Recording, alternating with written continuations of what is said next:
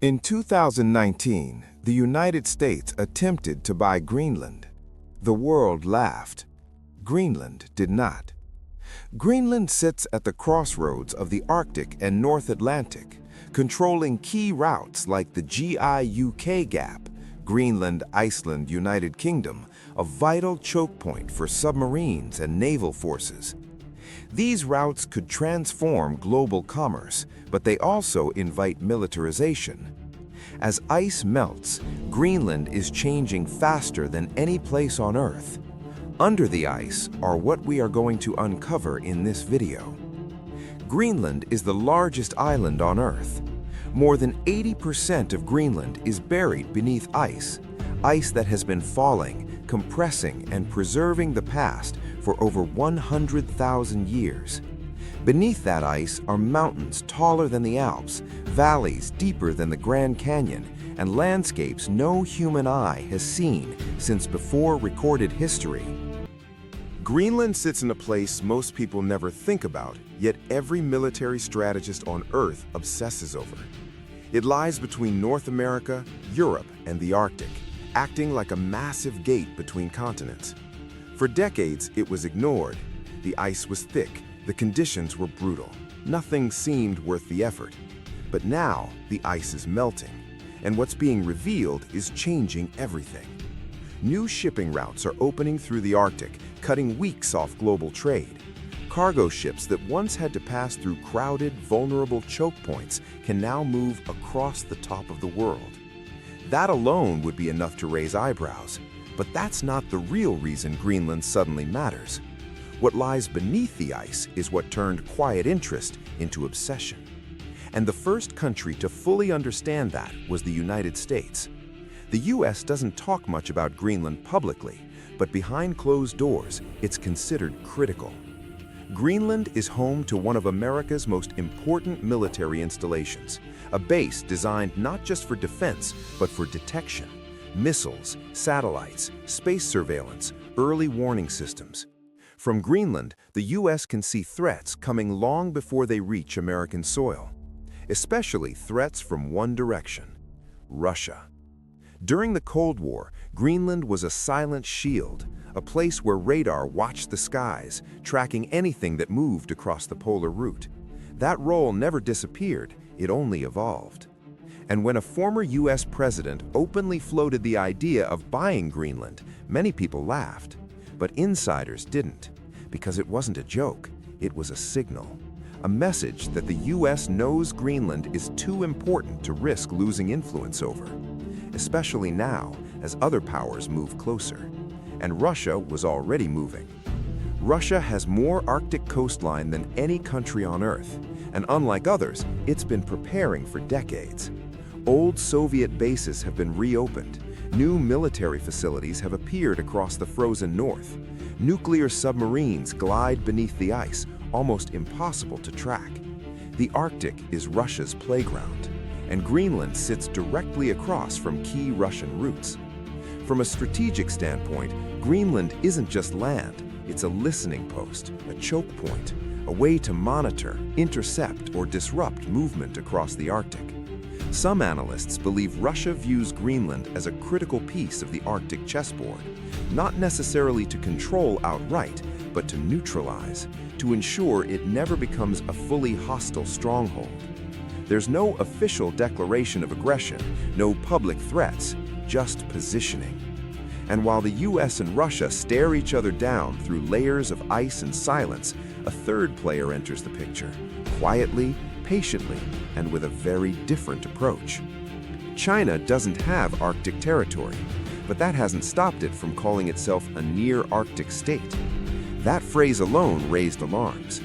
Instead of military bases, China brought something else: money. Chinese companies began showing interest in Greenland's infrastructure: airports, ports, mining projects, research stations. On the surface, it looked like investment, but behind the scenes, Western governments became nervous. Rare earth minerals, strategic ports, transportation hubs.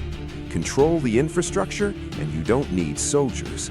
Reports claim several Chinese-backed projects were quietly blocked after US pressure, especially plans involving airports that could easily be adapted for military use. China denied any hidden intentions, but analysts weren't convinced, because Greenland holds something China desperately needs. And that brings us to what truly changed everything. Greenland is sitting on vast reserves of rare earth minerals, the materials that power smartphones, electric vehicles, wind turbines, missiles, and advanced weapon systems. Right now, China dominates the global supply of these minerals, but Greenland could change that. Whoever controls or influences Greenland's mining future could reshape global supply chains overnight. And it doesn't stop there. There's also uranium, oil, natural gas, untapped energy resources that were once unreachable, now slowly emerging as the ice retreats. This is where climate change and geopolitics collide. What's bad for the planet is opening doors for power, and the race to control those doors is already underway. But there's a problem none of these superpowers can ignore. Greenland isn't empty, and it doesn't want to be owned. Greenland technically belongs to Denmark, but it governs itself in many ways and has been pushing toward full independence for years. The idea is simple. Control your own land, control your own resources, decide your own future. But independence costs money, and that's where things get complicated. Every offer of investment comes with strings. Every promise of development raises fears of exploitation. Locals worry about environmental damage, cultural erosion, and becoming pawns in someone else's power game. There's been growing tension inside Greenland itself between economic opportunity and long-term survival, between global attention and the risk that attention brings. Because when powerful nations start competing over your land, history shows it rarely ends peacefully. And that's why some experts are quietly asking a terrifying question. No one is declaring war over Greenland, not yet.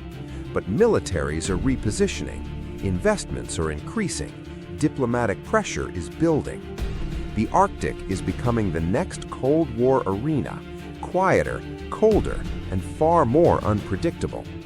There are no clear rules, no established borders under the ice, just ambition, fear, and preparation.